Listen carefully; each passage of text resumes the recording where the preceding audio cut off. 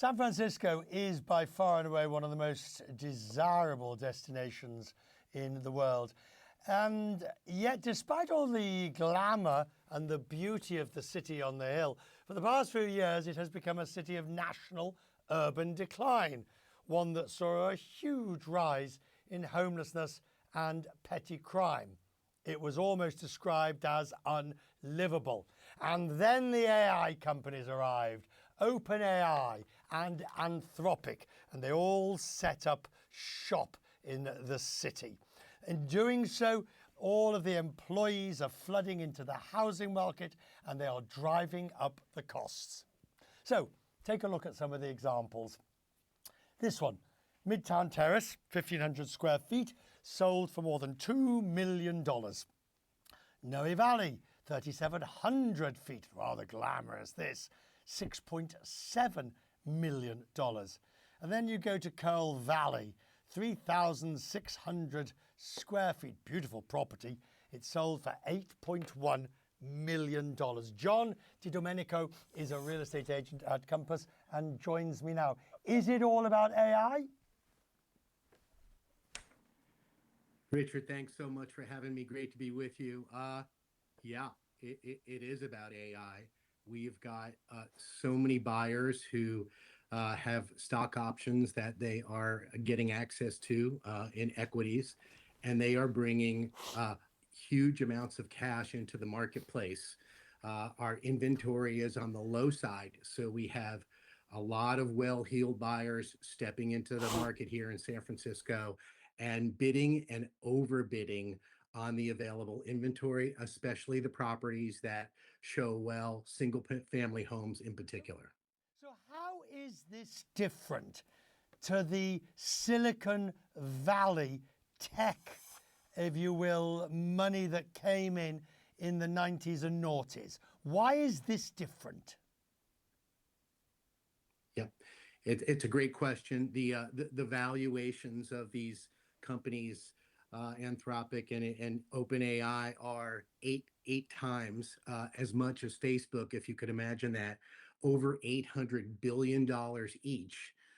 And so when we say we have newly minted millionaires, and there's going to be about 10,000 of them, they suggest, they are not just like a couple of million. Some of them have 100 million. That's very different during the dot-com explosion. And so people are well-heeled, and what we're seeing is we're seeing a lot more cash in the marketplace.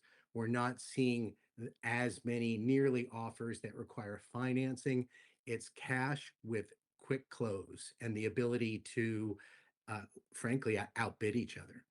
And the fascinating part is, of course, the last lot, the tech bros, they didn't necessarily want to live downtown San Francisco.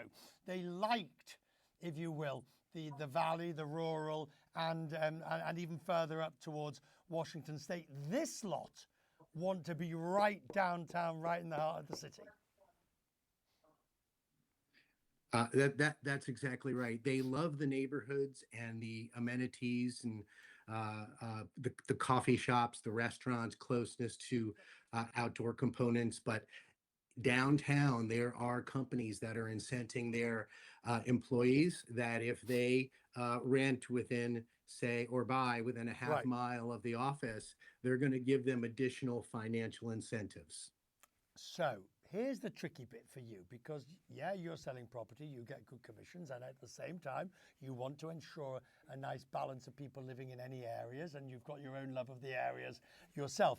What would you like to see happen to some extent to protect against this wall of money, accepting that you are in the business of making commission on selling these properties? Yeah, it's a really good question. We're lucky in some of the neighborhoods, Richard, to have a really nice mix across all age groups now, with families and elders and people just getting started in real estate, young couples, etc. But you're right, it creates a quandary as to, are we going to be, is there going to be a tidal wave of new owners in each neighborhood?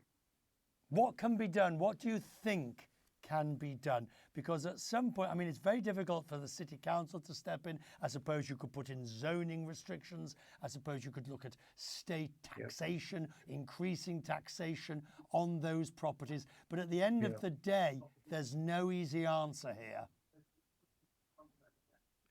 No, that's right. This is a definite gold rush in San Francisco.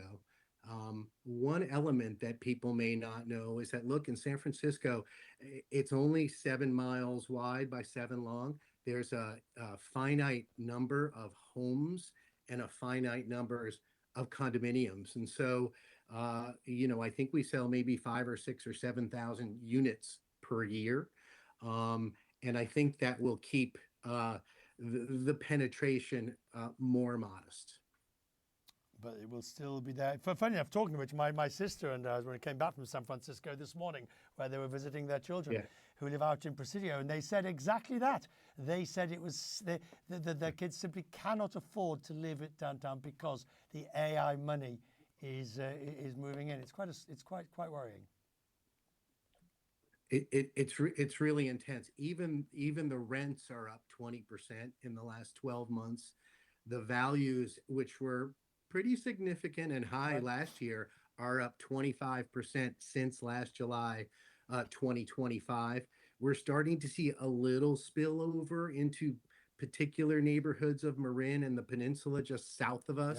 But people want to be in San Francisco. And not surprisingly, I look forward to having a cup of coffee with you when I'm next there. Thank you, sir, for joining us.